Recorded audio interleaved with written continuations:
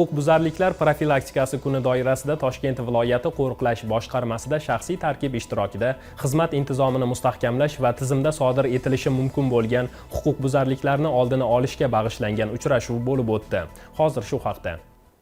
Tadbirda Toshkent viloyati Ichki ishlar bosh boshqarmasi mintaqaviy markaz boshlig'i hamda viloyat qo'riqlash boshqarmasi rahbariyati tomonidan xodimlar orasida sodir etilishi mumkin bo'lgan xizmat intizomi va qonunchilik buzilishi holatlarining oldini olish, har qanday qonun buzilishi holatlariga jazo muqarrar ekanligi, noqonuniy ishlarga aralashmaslik, korrupsion holatlarning salbiy jihatlari, xizmat vakolatini suiiste'mol qilmaslik, qonun talablariga qat'iy rioya etish kabi bir qancha talablar xususida ma'ruzalar qilindi. Bundan tashqari xizmat vaqtida fuqarolar bilan xushmuomala bo'lish, ijrochilik intizomiga amal qilish, xodimlarning ma'naviy va intellektual salohiyatini oshirish, beparvorlikka yo'l qo'ymaslik hamda tarbiyaviy ishlar samaradorligini kuchaytirish yuzasidan mas'ul ofitserlarga tegishli ko'rsatma va tavsiyalar berildi. Uchrashuv yakunida xizmatda ijobiy natijalar ko'rsatayotgan xodimlar hamda ularning oila a'zolari rag'batlantirildi.